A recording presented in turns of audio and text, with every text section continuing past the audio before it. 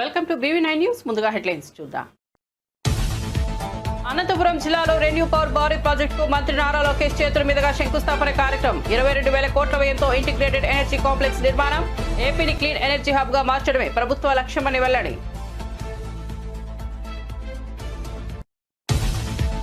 ఫైళ్ల clearance కి మంత్రులు డబ్బులు తీసుకుంటారని కొండా సురేఖ వ్యాఖ్య. వరంగల్లో ప్రభుత్వ బాలికల జూనియర్ కాలేజీ శంకుస్థాపనలో ఈ వ్యాఖ్యలు. 4.5 కోట్లతో కాలేజీ బోర్డు నిర్మాణానికి కంపెనీ ముందుకు వచ్చిందని సురేష. గత బీఆర్ఎస్ మంత్రుల గురించి రెడ్డి సురేఖ వివరణ. తన వ్యాఖ్యలను వక్రీకరించారని ఆరోపణ. ఆపరేషన్ సింధు ట్రైలర్ అయిన రాజ్నాథ్ సింగ్ సమయం వచ్చినప్పుడు పూర్తి సినిమా చూపిస్తామని వ్యాఖ్య. ఉగ్రవాదాన్ని పెంచి పోషిస్తే పాక్ తగిన బుద్ధి చెబుతామని హెచ్చరిక. బ్రహ్మోస్ క్షిపణి దెబ్బకు పాక్ దిగొచ్చిందన్న రక్షణ మంత్రి. 23 నిమిషాల్లోనే పాక్ లో ఉగ్ర ముక్కలకు దెబ్బతీస్తామని వెల్లడి. వల్లభనేని వంశీపై మరో కేసు నమోదు. గన్నవరంలో అక్రమ మైనింగ్ కు పాల్పడ్డారని మైనింగ్ ఏడీ ఫిర్యాదు. గన్నవరం పోలీస్ స్టేషన్ లో వంశీపై కేసు నమోదు. 100 కోట్లపైన అక్రమాలకు పాల్పడ్డారని వంశీపై మైనింగ్ ఏడీ ఫిర్యాదు.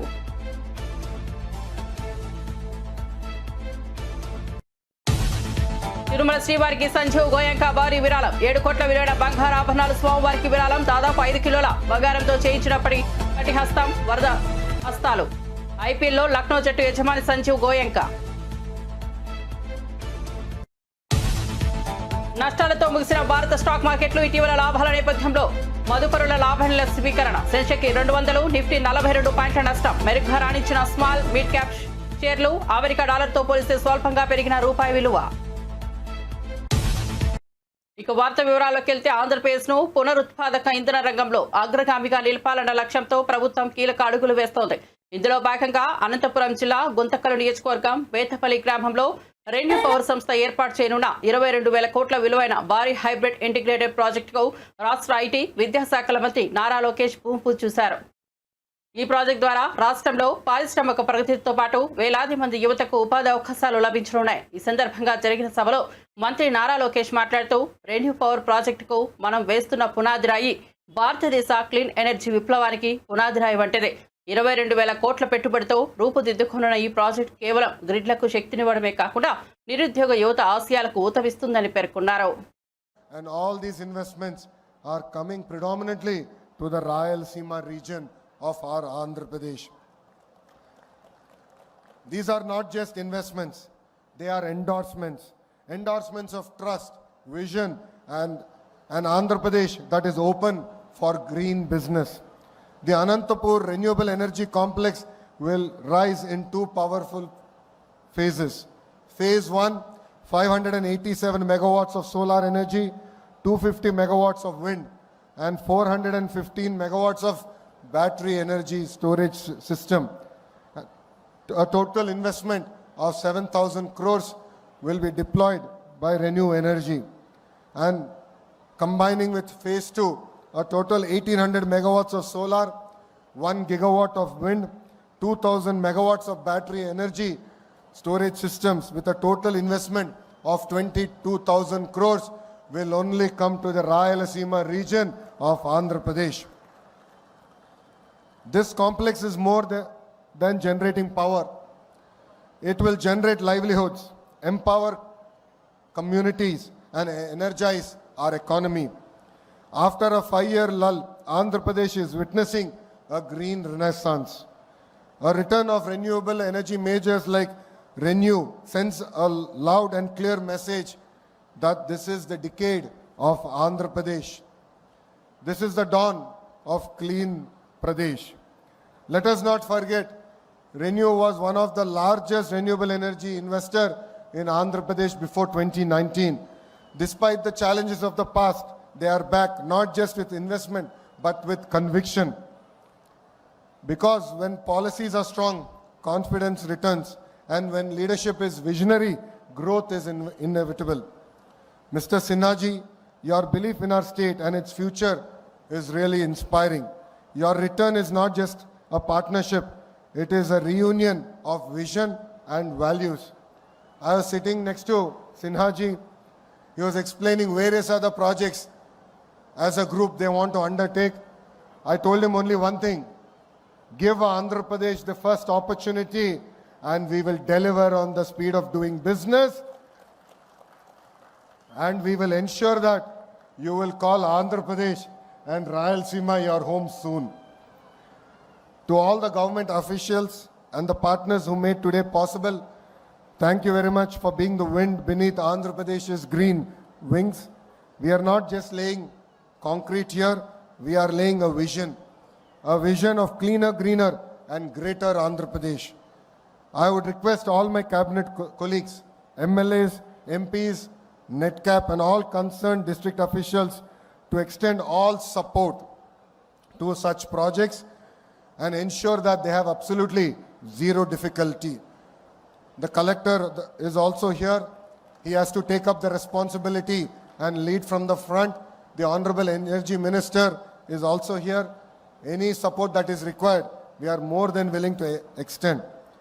Every step taken today to support investors during project execution will go a long way in establishing us as a leading state in renewable energy deployment and a hub for clean energy.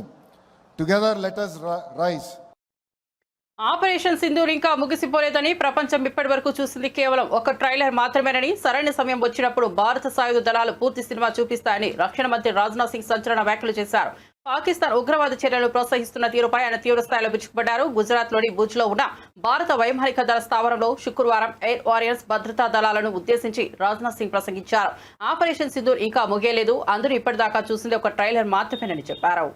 Pakistan की सरजमी पर पल रहे आतंक के अजगर को कुचलने के लिए, और वह आपने करके दिखाया है।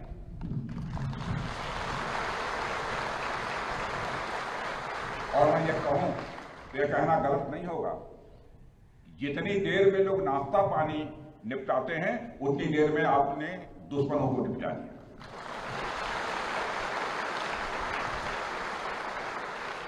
आपने दुश्मनों की जमीन पर जाकर आपने मिसाइलें गिराई है। उसकी गूंज केवल भारत की सीमाओं तक ही सीमित नहीं रही है, बल्कि सारी दुनिया ने सुना है मेरे दोस्तों, सारी दुनिया ने सुना।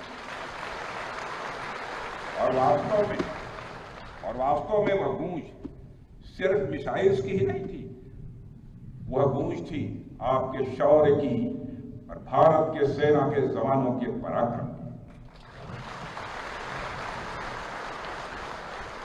ऑपरेशन सिंदूर में भारतीय वायुसेना ने जो प्रभावी भूमिका निभाई है, उसकी सराहना इस देश में ही नहीं बल्कि दुनिया के दूसरे देशों में भी हो रही है। आपके इस ऑपरेशन में न केवल दुश्मनों को डोमिनेट किया है आपने, बल्कि उन्हें डेसिमेट करने में भी कामयाबी हासिल की है। आतंकवाद के खिलाफ चलाए गए इस अभियान को नेतृत्व हमारी एयरफोर्स ने किया, और हमारी एयरफोर्स एक ऐसी स्काई फोर्स है जिसने अपने शौर्य, पराक्रम और प्रताप से आसमान की नई और बुलंद ऊंचाइयों को भी छू लिया है। मैं chief air marshal AP Singh को भी इसके लिए मैं बधाई देना चाहता हूं, उनके पूरे ऑफिसर्स, उनके पूरे टीम, उनके सारे जवानों को भी मैं बधाई देता हूं। और साथियों, कोई छोटी बात नहीं है कि हमारी एयरफोर्स की पहुंच पाकिस्तान के हर कोने तक है, और ये बात पूरी तरह से साबित हो चुकी है तो हमारी तीनों फोर्सेस की, लेकिन आज एयरबेस पर आए हूं इसलिए मैं इसकी चर्चा कर रहा हूं। और आज स्थिति यह है कि भारत के फाइटर प्लेन बिना सरहद पार किए ही यहीं से उनके हर कोने तक सीधा प्रहार करने में पूरी तरह से सक्षम है। और पूरी दुनिया ने देख लिया है कि कैसे आपने पाकिस्तान की धरती पर मौजूद आतंकवाद के 9 ठिकानों को ध्वस्त कर दिया। बाद में की गई कार्रवाई में उनके अनेक एयरबेस भी तबाह कर दी गए। ऑपरेशन सिंदूर के दौरान इंडियन एयरफोर्स ने केवल पराक्रम ही नहीं दिखाया है, बल्कि पूरी दुनिया के सामने प्रमाण भी दिया है। प्रमाण इस बात का తిరుమల శ్రీవారికి ప్రముఖ వ్యాపారవేత్త IPL franchise Lucknow super giants యజమాని సంజీవ్ గోయంకా భారీ విరాళం అందజేశారు. 7 కోట్ల విలువైన బంగారు ఆభరణాలను స్వామివారికి బహూకరించారు. దాదాపు 5 కిలోల బంగారంతో చేయించిన కటిహస్తం, వరద హస్తాలను టీటీడీ అదనపు ఈవో వెంకయ్య చౌదరికి అందించారు. ఇక ఐపీఎల్లో ఎల్ఎస్జీ ఫ్రాంచైజ్ ఓనర్ అయిన గోయంకా గతేడాది నుంచి మేఘమేళంలో రిషబ్ పంత్ను ఐపీఎల్ చరిత్రలోనే అత్యధికంగా 27 కోట్లకు కొనుగోలు చేసి రికార్డు సృష్టించిన విషయం తెలిసిందే. కానీ ఈ సీజన్లో పంత్ అందుకు తగ్గ ప్రదర్శన చేయలేక చతికిలబడ్డారు.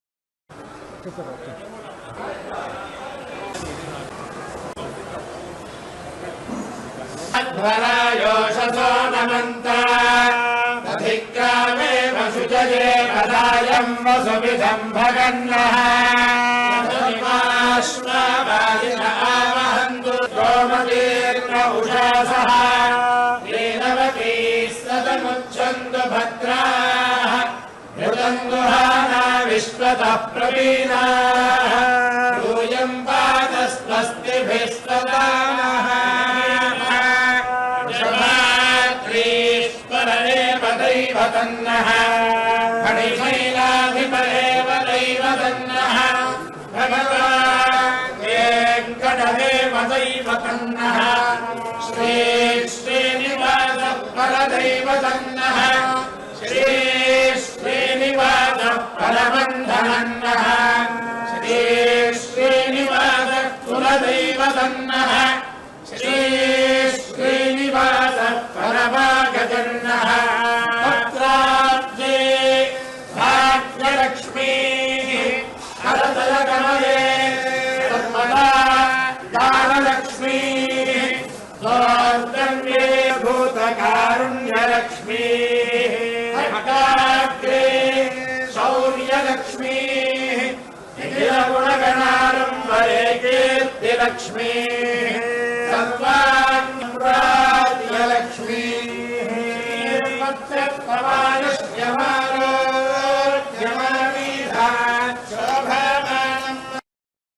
తెలంగాణ రాష్ట్ర అటవీ పర్యావరణ దేవాదాయ శాఖ మంత్రి కొండా సురేఖ చేసిన వ్యాఖ్యలు రాజకీయంగా తీవ్ర దుమారం రేపాయి.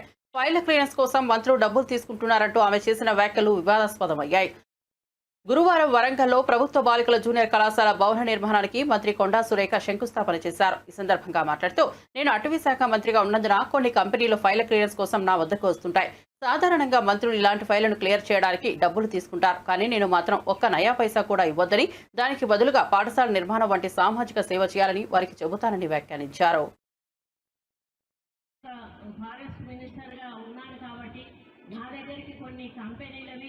క్లియరెన్స్ కోసం అని చెప్పి ఫైల్స్ వస్తూ ఉంటాయి. మామూలుగా మంత్రులు అట్లాంటి ఫైల్, నేను ఒక ఫారెస్ట్ మినిస్టర్ గా ఉన్నాను కాబట్టి నా దగ్గరికి కొన్ని కంపెనీలవి క్లియరెన్స్ కోసం అని చెప్పి ఫైల్స్ వస్తూ ఉంటాయి. మామూలుగా మంత్రులు అట్లాంటి ఫైల్స్ వచ్చినప్పుడు డబ్బులు తీసుకొని క్లియరెన్స్లు ఇస్తూ ఉంటారు. నేనన్నా మాకు ఒక నయా పైసా మీరు ఇవ్వాల్సిన అవసరం లేదు, మీరు సమాజ సేవ చేయండి, మా స్కూల్ ఒకటి డెవలప్ చేయండి, మా పేరు మీద అది మీ పేరు గుర్తుండిపోతుంది అని చెప్పినప్పుడు వాళ్ళు మేము పై వాళ్ళతో మాట్లాడాలి మేడం, మా చేతుల్లో లేదు అని సదానంద రెడ్డి.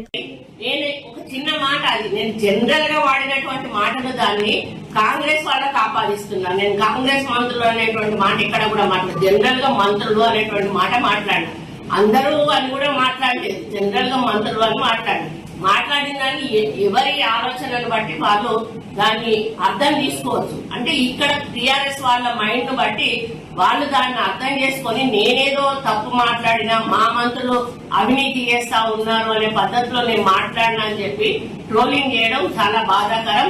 వెంటనే దాన్ని ఆపాల్సిన అవసరం ఉన్నది. లేకపోతే నేను సైబర్ క్రైమ్ వాళ్ళకి తప్పకుండా నేను కంప్లైంట్ ఇస్తాను. నేను ఒక ఫారెస్ట్ మినిస్టర్ గా ఉన్నాను కాబట్టి.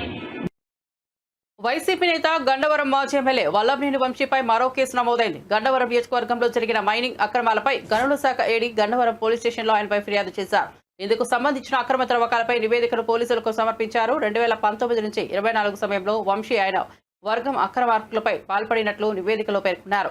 100 కోట్లపైన అక్రమార్కులకు పాల్పడ్డారని వంశీపై మైనింగ్ ఏడీ ఫిర్యాదు చేశారు. దీంతో గన్నవరం పోలీసులు వంశీపై కేసు నమోదు చేశారు. దీనిపైన పీటీ వారెంట్ కోర్టులో దాఖలు చేయాలని పోలీసులు నిర్ణయించారు. ఇక ఇప్పటికే ఆయన వివిధ కేసుల్లో అరెస్ట్ అయి జైల్లో ఉన్న విషయం తెలిసిందే.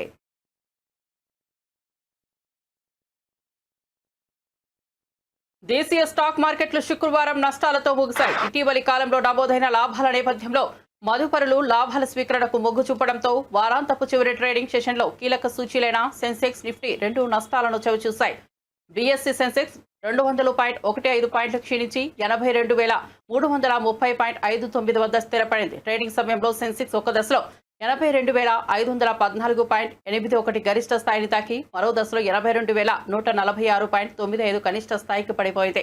అదేవిధంగా నేషనల్ స్టాక్ ఎక్స్చేంజ్ సూచి నిఫ్టీ కూడా 42.30 పాయింట్లు నష్టపోయి 25,019.80 వద్ద ముగిసింది. గురువారం నాటి భారీ ర్యాలీ అనంతరం నిఫ్టీ కన్సాలిడేషన్ బాట పట్టినట్లు తెలిసింది. ఇస్రో చైర్మన్ వి నారాయణ్ తిరుమల శ్రీవారిని దర్శించుకున్నారు. ఉదయం ప్రత్యేక దర్శన టికెట్ల ద్వారా స్వామివారిని దర్శించుకున్న ఆయన శ్రీవారి దర్శనంతో ఆనందంగా ఉన్నారని పేర్కొన్నారు. దర్శనం అనంతరం టెంపుల్ అధికారుల నుంచి తీర్థ ప్రసాదాలు స్వీకరించారు. ఆలయ అర్చకులు వేద ఆశీర్వచనాలతో సత్కరించారు. ఇటీవల ఇస్రో చేపట్టిన విజయవంతమైన మిషన్లకు ఇది దైవ ఆశీర్వాదమేనని ఆయన అభిప్రాయపడ్డారు. భవిష్యత్తులో మరిన్ని అంతరిక్ష విజయాలు సాధించేందుకు శ్రీవారి ఆశీస్సులు కావాలన్నారు.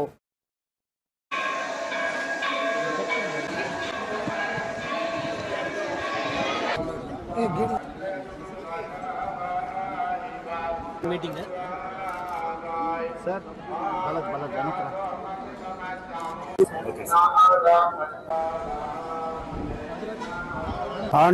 on 18th early morning 5:59 we have scheduled the 101st launch of India. The PSLV C-61 rocket will be lifting the Earth observation satellite 09. As you all are aware, the Indian space program was started in the year 1962. Now almost we are completing 63 years. This will be the 63rd launch of the PSLV. And we are going to have a Earth observation satellite, which is going to serve the country in all domains of Earth observation. It will be all weather satellite. Irrespective of the cloud or rain, it can take the Earth observation data and serve the country in all domains. Okay. Thank you.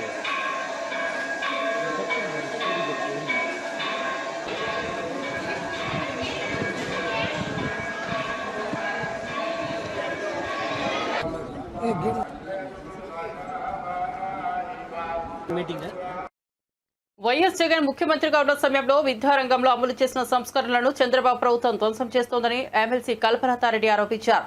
టీచర్లకు ప్రమోషన్లు కల్పించిన పద్ధతిని రద్దు చేస్తూ కొత్తగా 9 రకాల స్కూళ్ల వ్యవస్థను ప్రవేశపెట్టడం గందరగోళానికి దారితీస్తోందని అన్నారు. ఈ నిర్ణయం వల్ల దాదాపు 10,000 మంది ఉపాధ్యాయులకు డిమోషన్లు రావచ్చని చెప్పారు. ఒకవైపు ఉపాధ్యాయులను సర్ప్లస్ గా ప్రకటిస్తూ మరోవైపు డిఎస్సీ మోసం చేయడాన్ని తీవ్రంగా విమర్శించారు. విద్యార్థులకు నాణ్యమైన విద్య అందించాలంటే సబ్జెక్ట్ టీచర్ల సేవలు అవసరమని అన్నారు. విద్యా వ్యవస్థను నాశనం చేయవద్దని ఆమె హెచ్చరించారు. మరియు విద్యా భవన్లు ముట్టడించడం, ధర్నాలు చేయడం జరుగుతుంది. ఇక్కడ ఉపాధ్యాయులు వారికి రావాల్సిన డిఏలు అడగట్లేదు, వారికి రావాల్సిన పిఆర్సి కమిటీలు అడగట్లేదు, వారికి రావాల్సిన ఐఆర్ అడగట్లేదు. కేవలం విద్యారంగాన్ని బతికించండి అని మాత్రమే వాళ్ళు కోరుతున్నారు. అదేవిధంగా ఈరోజు ఎందుకంటే ప్రైమరీ స్కూల్స్ ను స్ట్రెంథైన్ చేయాలని ఒక ఉద్దేశంతోనే ఉపాధ్యాయులు పోరాటం చేయడం జరుగుతోంది. అలాగే ప్రభుత్వ పాఠశాలను బతికించాలని ఒక ఆలోచనతోనే ఉపాధ్యాయులందరూ కూడా ఈరోజు ధర్నా బాటపడి నిన్న మొన్న ధర్నాలు చేయడం జరిగింది. ఈ ప్రభుత్వం వచ్చి రాగానే ఎందుకు అంత అగ్రెసివ్ గా 117 జీవోను రద్దు చేయాలి, అలాగే టీచర్స్ ట్రాన్స్ఫర్స్ చట్టం తేవాలి అని ఇంత హడావిడి ఎందుకు చేస్తుందో, ఇంత కన్ఫ్యూజన్ ఎందుకు చేస్తుందో అర్థం కాని పరిస్థితి ఈరోజు టీచర్స్ లో ఏర్పడింది. అలాగే విద్యార్థి తల్లిదండ్రులలో కూడా ఏర్పడిన విషయం మనందరం కూడా గమనిస్తాం. మార్పులు చేయండి, క్రమంగా మార్పులు చేయాలి. ఈరోజు 117 జీవోను రద్దు చేస్తామని చెప్పి 110 జీవోకు బదులుగా 19, 20, 21 జీవోలు తీసుకురావడం జరిగింది. నిజంగా మేము వాళ్ళు గతంలో ఏం చెప్పారు, ప్రైమరీ స్కూల్స్ బతికిస్తాము, ప్రైమరీ స్కూల్ను స్ట్రెంథైన్ చేయడానికి మేము 117 జీవోను రద్దు చేస్తామని చెప్పి ఈరోజు 19, 20, 21 జీవోను తీసుకురావడం జరిగింది. మీరు గమనిస్తే 19, 20, 21 జీవోలో ప్రైమరీ స్కూల్స్ ఉంటున్నాయా, ప్రైమరీ స్కూల్స్ ఉండే పరిస్థితి ఉందా? ఈ రోజు 19, 20, 21 జీవోలు తీసుకొచ్చి 9 రకాల స్కూల్స్ ను ఈ రోజు తీసుకురావడం జరిగింది. అదే గత ప్రభుత్వంలో 6 స్కూల్స్ ఉంటేనే మేము 4 స్కూల్స్ తెస్తామని చెప్పడం జరిగి ఈ రోజు అదనంగా 6కు 3 స్కూళ్లు యాడ్ చేసి 9 స్కూల్స్ తీసుకొచ్చారు. 9 స్కూల్స్ కూడా ఈ రోజు కరెక్ట్ గా ఒక నామ్స్ ప్రకారం వాటిని ఫామ్ చేయలేదు. ఎందుకు ఈ విషయం నేను చెప్తున్నానంటే ఇక్కడ పీపుల్ టీచర్ రేషియో కూడా గమనిస్తే ఒక్కొక్క స్కూల్ కు ఒక రకమైన పీపుల్ రేషియో తీసుకున్నారు. ఒక దాంట్లో 1:20, ఒక దాంట్లో 1:30, ఒక దాంట్లో 1:10, ఒక దాంట్లో 1:10 ఇలా తీసుకొని పోయి గ్రూప్ 1 పరీక్షల విషయంలో రాష్ట్ర ప్రభుత్వంపై నిరసన వ్యక్తం చేస్తున్న విద్యార్థుల ఆందోళనపై సీఎం రేవంత్ రెడ్డి ఒక్కసారి కూడా సమీక్ష చేయలేదని BRS MLA doctor Kalvakuntla Sanjay విమర్శించారు. పోటీ పరీక్షలు ఎలా జరుగుతున్నాయన్న అవగాహన రేవంత్ రెడ్డికి లేదని అన్నారు. ఎగ్జామ్లు రాసిన అనుభవం లేని వ్యక్తి ముఖ్యమంత్రిగా ఉన్నందువల్ల విద్యార్థుల సమస్యలను పట్టించుకోవడం లేదని ఆరోపించారు. గ్రూప్ పరీక్షలకు ఉండే ప్రాధాన్యతను ప్రభుత్వం నొసర వైపు చూసిందని, ఇది నిరుద్యోగ యువతలో తీవ్ర అసంతృప్తికి దారితీసిందని మండిపడ్డారు. విద్యార్థుల భవిష్యత్తులో ప్రభుత్వం ఆడుకుంటోందని ఆరోపించారు. విషయం ఏంది, ఈ కేసులు ఏంది, ఎందుకు జరుగుతూ ఉంది, అసలు ఈ గ్రూప్ 1 ఎగ్జామ్స్ మీద ఇంత రాద్ధాంతం జరుగుతూ ఉంటే ముఖ్యమంత్రి గారు ఇన్నిసార్లు మిస్ వరల్డ్ రివ్యూ మీటింగ్లు, ప్రపంచ సుందరులతో భోజనాలు ఇన్నిసార్లు చేసినారు. కానీ మరి ఇప్పటి వరకు 2 మంది విద్యార్థుల జీవితాలకు సంబంధించిన విషయం పైన, గ్రూప్ 1 ఎగ్జామ్స్ లో జరుగుతున్న రాద్ధాంతం పైన ఇప్పటి వరకు కనీసం ఒక రివ్యూ మీటింగ్ అన్న. నాకు ఏమనిపించిందంటే మొన్న ఒక ఫోటో కనబడింది, మిస్ వరల్డ్ పోటీలకు పోయినారు, ఎంటైర్ క్యాబినెట్ ఒకటే టేబుల్ మీద కూర్చుంది. మొన్న మొత్తం క్యాబినెట్, ఉత్తమ్ కుమార్ రెడ్డి గారు కానివ్వండి, శ్రీధర్ బాబు గారు కానివ్వండి, ముఖ్యమంత్రి గారు కానివ్వండి. ఆ రోజైనా మరి ఇన్నేళ్లు చదువుకున్న విద్యార్థులు గ్రూప్ 1 ఎగ్జామ్ వాళ్ళ ప్రాణం పనంగా పెట్టి, వాళ్ళ తల్లిదండ్రులు పనంగా పెట్టి ఇన్ని సంవత్సరాలు విద్యార్థులు చదువుకొని పరీక్షలు రాస్తే వాళ్ళకున్న సందేహాలని మనం కనీసం నివృత్తి చేయట్లేదు. కనీసం ఒకసారి రివ్యూ మీటింగ్ పెట్టుకుందాము అని కూడా ముఖ్యమంత్రి గారికి ఆలోచన రాలేదు. ఏమన్నా అంటే ఒకప్పుడు పరీక్షలు నోటిఫికేషన్లు పెట్టమని చెప్పి రోడ్డెక్కినారు విద్యార్థులు, ఇవాళ నోటిఫికేషన్లు వద్దు అని చెప్పేసి రోడ్డెక్కుతా ఉన్నారు. ఒకసారి నేను ముఖ్యమంత్రి గారిని అడగదలుచుకున్నాను, ముఖ్యమంత్రి గారు ఏ విద్యార్థులు ఇప్పుడు నోటిఫికేషన్ వద్దని చెప్పినారో మీరు దయచేసి మా అందరికి చెప్పాలి. ఇక నెక్స్ట్ మీ ముఖ్యమంత్రి గారు ఏమంటారంటే రైతులందరినీ రైతు బంధు చేయొద్దని చెప్పి రోడ్డెక్కినారు, మహిళలను మాకు పెన్షన్ వద్దని రోడ్డెక్కుతా ఉన్నారు. ముఖ్యమంత్రి గారు రైతులు నాకు రుణమాఫీ వద్దు అని చెప్పి రోడ్డెక్కినారు అన్న మాటలు మాట్లాడతాడు ముఖ్యమంత్రి గారు. ఇప్పటి వరకు నాకు తెలిసి ఏ విద్యార్థి ఏ నిరుద్యోగో మాకు నోటిఫికేషన్లు వద్దు అని చెప్పి ఇప్పటి వరకు రోడ్డెక్కిన దాఖలాలు లేవు. ఈ ముఖ్యమంత్రి గారు ఆ మాటలు మాడుతూ ఉంటారు. అసలు ఎందుకు ఇన్ని ప్రాబ్లమ్స్ వస్తా ఉన్నాయి? ఈ విద్యార్థులు అడిగిన సమస్యల్ని ఇప్పటి వరకు విద్యార్థులు కనీసం 2000 వాళ్ళ గ్రీవియన్సెస్ కానీ వాళ్ళ సందేహాలు కానీ గవర్నమెంట్కి రాసినారు. గ్రూప్ 1 విద్యార్థులందరూ ఇప్పటి వరకు ఆర్టీఐ నుంచి కానీ, గవర్నమెంట్ నుంచి కానీ, క్యాబినెట్ నుంచి కానీ ఇప్పటి వరకు ఒక్క రిప్లై రాలేదు.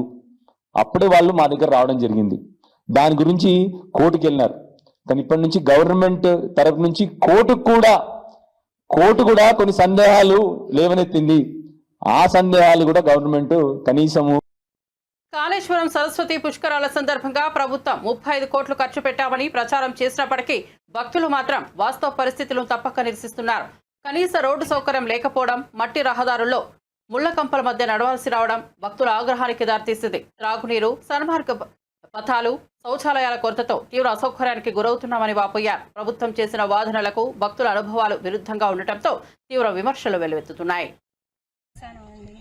ఇవాళ కొంచెం మంది తక్కువ ఉంటారు, మాకు చేతగానే ఉండము. అందరూ వస్తే కొంచెం మంచిగా ఉంటుందని వచ్చినందుకు ఏ సౌకర్యాలు లేవండి. ఇన్ని కోట్లు అన్ని కోట్లు పెట్టి మేము అన్ని చేసినాము, ఇది చేసినాము, అది చేసినాం. సరే పుణ్యాత్ములు శాంక్షన్ చేసిండ్రు, మంచిగా చేసిండ్రు అంటే అది బాగుంటది. ఒక్కటి కూడా లేదండి. ఒక్కసారి ఇవన్నీ చూడండి. నడవడానికి కూడా అన్ని ముళ్ళ కంపలు, రాళ్ళు, రప్పలు. ఎట్లా పోతామండి చెప్పండి? నువ్వు అన్ని చేసినావు, అన్ని చేస్తాను, నేను ఇన్ని శాంక్షన్ చేసిన, అన్ని చేస్తాను అన్నప్పుడు అన్ని చేయాలన్నా వద్దా? ఏది లేదండి. మాకైతే ఏ సౌకర్యం లేదు. 35 కోట్లతోటి చేసినామని ప్రచారం చేసిండ్రు. 3 కోట్లు ఖర్చు పెట్టిందో లేదు అసలు. నిన్న వాళ్ళొచ్చి వీళ్ళొచ్చి అంటే మంత్రులు వచ్చినప్పుడే అయితేనే మంచిగా ఉంటాయి. కానీ మాలాంటి ప్రజలు మేము ఎన్నుకున్నలే కదా, మరి మా పైసలే కదా, అన్ని మా డబ్బులతోటే మీరు అన్ని చేయిస్తామని అన్నారు కదా. మరి ఏవండి పైసలు తీసుకునే వరకేనా మేము ఇన్ని కష్టాలు పడాలనా? మరి ఎందుకు ఇన్ని ప్రచారాలు చేస్తాను? చెయ్యకండి. ఈ జనాలందరూ ఇక చూడండి ఎంత అవస్థలు పడతానో మేమందరము. మా కోసం మోసుకోవడానిక మీరు ఇన్ని ప్రచారాలు చేసేది? మా డబ్బులు తీసుకొని మీరు బాగుపడదానిక. వరంగల్ నుంచి వస్తాను అండి. ఇవాళ కొంచెం మంది తక్కువ ఉంటారు, మాకు చేత. హైదరాబాద్ గచ్చిబౌలిలో Puropal creations and IT solutions పేరుతో నకిలీ సాఫ్ట్వేర్ సంస్థ భారీ మోసం చేసింది. ట్రైనింగ్ పేరుతో వందల మంది నిరుద్యోగులను నమ్మించి ఒక్కొక్కరు నుంచి 2 లక్షల వరకు వసూలు చేసింది. ఉద్యోగాలు ఇప్పిస్తామంటూ ఆశలు చూపి చివరకు బోర్డును తిప్పేసి మాయమైంది. వందలాది మంది బాధితులు న్యాయం కోసం ఎదురుచూస్తున్నారు. అధికారుల దృష్టికి వెళ్లినా ఫలితం లేకపోవడంతో నిరాశతో ఉన్నారు. ఉద్యోగుల కళల్ని ఆడిపోసిన సంస్థపై కఠిన చర్యలు తీసుకోవాలని బాధితులు డిమాండ్ చేస్తున్నారు. అనే కంపెనీలో 3 months బ్యాక్ మేము జాయిన్ అయ్యాము. వాళ్ళు మాకు జాయిన్ అయిన టైంలో 3 months ట్రైనింగ్ ఇస్తాము, తర్వాత టెస్ట్ పాస్ అయితే ప్రాజెక్ట్లో అసైన్ చేస్తామని చెప్పారు. 1 month ట్రైనింగ్ అయింది రెగ్యులర్గానే. రోజు 1 hour వర్క్ ఫ్రమ్ హోమ్ ఇచ్చారు మాకు. ల్యాప్టాప్స్ కూడా ప్రొవైడ్ చేశారు. రోజు 1 hour క్లాస్ అయ్యేది. అంతా బాగానే ఉంది. 1 month శాలరీ కూడా పడింది. సెకండ్ మంత్ నుంచి శాలరీ రాలేదని చెప్పి 2-3 times మెయిల్స్ పెడితే రెస్పాన్స్ లేదు. సో వన్ ఫైన్ డే మేము వాళ్ళు కాల్ చేస్తే వాళ్ళందరి నెంబర్ స్విచ్ ఆఫ్ వచ్చినాయి. సో వెంటనే అందరం అలర్ట్ అయ్యాం. అంటే వాళ్ళు మా అంతటా మేము గ్రూప్ క్రియేట్ చేసుకున్నాం వాట్సాప్లో. చేసి అందరం అలర్ట్ అయ్యి అక్కడికి వెళ్ళి చూస్తే మొత్తం షట్ డౌన్ అయ్యి ఉంది. ఈ స్కిల్ డెవలప్మెంట్ అనే సంస్థ ప్యూరోపాల్ ఐటీ సొల్యూషన్ అనే సంస్థతో మిలాఖత్ అయి దాదాపు ఒక 100 నుంచి 150 మంది పైగా నిరుద్యోగ యువకుల్ని మోసం చేశారని వారు కొంతమంది మా దగ్గరికి మా కార్యాలయానికి రావడం జరిగింది. దాదాపు 2 నుంచి 2.5 లక్షల రూపాయలు ఒక్కొక్కళ్ళు వారికి పేమెంట్ చేశారు. తర్వాత 2 నెలలుగా 3 నెలలుగా ఏదో కొద్దిగా జీతాలు ఇచ్చినట్టుగా ఇచ్చి తర్వాత కంపెనీని మూత పెట్టారని చెప్పి మా దగ్గరికి వచ్చి మాకు వినతి పత్రం ఇవ్వడం జరిగింది, సమస్యను టేకప్ చేయమని. వీరి సమస్యను పరిశీలించినప్పుడు నిజంగా ఆశ్చర్యకరమైన విషయాలు బయటపడ్డాయి. ఎందుకంటే నిరుద్యోగ యువకులు తన ఉద్యోగ వేటలో ఈ స్కిల్ డెవలప్మెంట్ కంపెనీలో స్కిల్ హబ్లో వీటిని నమ్ముకుంటారు. లేకపోతే ఉద్యోగాలు ఇస్తామని చెప్పేవాడు. వాళ్ళు ఉద్యోగాలు అమ్ముతున్న పేరు మీద కొన్ని లక్షలు కట్టించుకుంటారు. కానీ ఇక్కడ డబ్బులు లేదంటూనే ముందు 10,000, 20,000, 50,000 లాగా మరి మోసం చేసి 2 లక్షల పై తీసుకున్నారు. దీని మీద మేము ఈరోజు పోలీస్ స్టేషన్ కంప్లైంట్ అనుకో. రేవంత్ రెడ్డి వ్యాఖ్యలపై మాజీ మంత్రి కొప్పుల ఈశ్వర్ కౌంటర్ ఇచ్చారు. బీఆర్ఎస్ లో ఎవరు నాయకత్వం వహించాలో నిర్ణయించే హక్కు కాంగ్రెస్ కు లేదన్నారు. మహేష్ కుమార్ గౌడ్ ను పీసీసీ చీఫ్ గా నియమించినప్పుడు మమ్మల్ని అడిగారా అని ప్రశ్నించారు. రాహుల్, ప్రియాంకలు కాక ఖర్గేను ప్రధాని అభ్యర్థిగా ప్రకటించామన్నారు. కేసీఆర్ ది దృష్టితో పాలన, రేవంత్ ది మాటల గోల అని విమర్శించారు. దళితులను సీఎం చేయాలన్న ప్రేమ నిజమైతే దామోదర రాజనరసింహను లేదా ఖర్గేను సీఎం చేయాలన్నారు. బీఆర్ఎస్ లో ఎవరు నాయకత్వం చేపట్టాలో చెప్పే అర్హత రేవంత్ కు లేదని ఘాటుగా స్పందించారు. CM Revanth Reddy BRS party పైన, తర్వాత హరీష్ రావు గారి ప్రెస్ మీట్ పైన తీవ్రమైన వ్యాఖ్యలు చేయడం జరిగింది. ముందుగా హరీష్ రావు గారిపై చేసినటువంటి వ్యాఖ్యలను తీవ్రంగా ఖండిస్తూ బీఆర్ఎస్ పార్టీ ఒక ఉద్యమ పార్టీ, తెలంగాణ రాష్ట్రాన్ని సాధించినటువంటి పార్టీ. రాష్ట్రాన్ని సాధించడమే కాకుండా ఈ రాష్ట్రాన్ని అన్ని రంగాల్లో అన్ని వర్గాలను అభివృద్ధి చేయాలనే ఉద్దేశంతో 10 సంవత్సరాల పాటు అనేకమైనటువంటి కార్యక్రమాలు నిర్వహించి ప్రధానంగా రాష్ట్రాన్ని ఆర్థికంగా, వ్యవసాయకంగా, విద్యాపరంగా, వైద్యపరంగా అన్ని రంగాలలో అభివృద్ధి చేసినటువంటి పార్టీ నాయకులు కేసీఆర్ గారు. రాజకీయ పార్టీల నాయకత్వానికి సంబంధించి నిన్న రేవంత్ రెడ్డి గారు ప్రస్తావించిన విషయాలను చూసినట్టయితే అది పార్టీల అంతర్గత విషయం. ఏ పార్టీకి ఎవరు అధ్యక్షులు ఉండాలి, ఆ పార్టీ విధాన నిర్ణయాలు ఏ విధంగా తీసుకోవాలనేది అంతర్గతమైనటువంటి విషయం. అట్లంటే మరి మేము వాళ్ళ పిసిసి అధ్యక్షుడు మహేష్ గౌడ్ను నియమించినప్పుడు ఆ రోజు దళితులను ఎందుకు నియమించలేదని ఎవరైనా అడిగినరా? నియమించాలనుకుంటే మీరు ఎందుకు నియమించలేదు? అంటే ప్రేమ అనేటువంటిది పెదవుల పైన కాదు. నిజంగా మీరు సామాజిక న్యాయం పాటించాలనుకుంటే మీ చర్యలలో, మీరు చేసేటువంటి కార్యక్రమాలలో చూపించాల్సినటువంటి అవసరం ఉందని ఈ సందర్భంగా నేను తెలియజేస్తా ఉన్నాను. అదేవిధంగా బీఆర్ఎస్ పార్టీ తెలంగాణ ప్రజల మనోభావాలకు అనుగుణంగా పార్టీ నిర్ణయాలు ఏ విధంగా తీసుకుంటే తెలంగాణ రాష్ట్రానికి గొప్పగా మేలు జరుగుతుందనేటువంటి ఆలోచన విధానంతో నిర్ణయాలు తీసుకోవడం జరుగుతుంది. అది మొదటి నుంచి కూడా అదే మరి సంస్కృతిని కొనసాగిస్తున్న సంగతి. బులెటిన్ ముగించే ముందు హెడ్లైన్స్ మరోసారి చూద్దాం.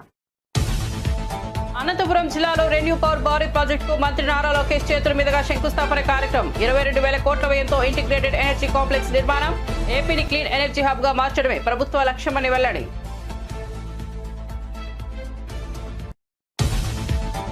ఫైళ్ల క్లియరెన్స్ కి మంత్రులు డబ్బులు తీసుకుంటారని కొండా సురేఖ వ్యాఖ్య. వరంగల్లో ప్రభుత్వ బాలికల జూనియర్ కాలేజీ శంకుస్థాపనలో ఈ వ్యాఖ్యలు. 4.5 కోట్లతో కాలేజీ బోర్డు నిర్మాణానికి కంపెనీ ముందుకు వచ్చిందన్న సురేష.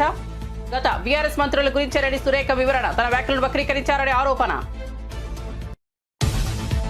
ఆపరేషన్ సింధు ట్రైలర్ అయిన రాజ్నాథ్ సింగ్ సమయం వచ్చినప్పుడు పూర్తి సినిమా చూపిస్తామని వ్యాఖ్య. ఉగ్రవాదాన్ని పెంచి పోషిస్తే పాక్ తగిన బుద్ధి చెబుతామని హెచ్చరిక. బ్రహ్మోస్ క్షిపణి దెబ్బకు పాక్ దిగొచ్చిందన్న రక్షణ మంత్రి. 23 నిమిషాల్లోనే పాక్ లో ఉగ్ర ముక్కలకు దెబ్బతీస్తామని వెల్లడి. వల్లభనేని వంశీపై మరో కేసు నమోదు. గన్నవరంలో అక్రమ మైనింగ్ కు పాల్పడ్డారని మైనింగ్ ఏడీ ఫిర్యాదు. గన్నవరం పోలీస్ స్టేషన్ లో వంశీపై కేసు నమోదు. 100 కోట్లపైన అక్రమాలకు పాల్పడ్డారని వంశీపై మైనింగ్ ఏడీ ఫిర్యాదు.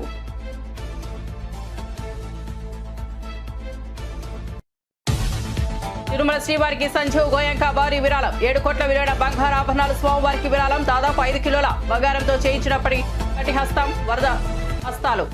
ఐపీఎల్లో లక్నో జట్టు యజమాని సంజీవ్ గోయంక. నష్టాలతో ముగిసిన భారత స్టాక్ మార్కెట్లు. ఇటీవల లాభాల నేపథ్యంలో మదుపరుల లాభాల స్వీకరణ. సెన్సెక్స్ 200, నిఫ్టీ 42 పాయింట్ల నష్టం. మెరుగ్గా రాణించిన స్మాల్ మిడ్ క్యాప్ షేర్లు. అమెరికా డాలర్తో పోలిస్తే స్వల్పంగా పెరిగిన రూపాయి విలువ. ఇవి బులెటిన్ విశేషాలు. చూస్తూనే ఉండండి BV9 న్యూస్.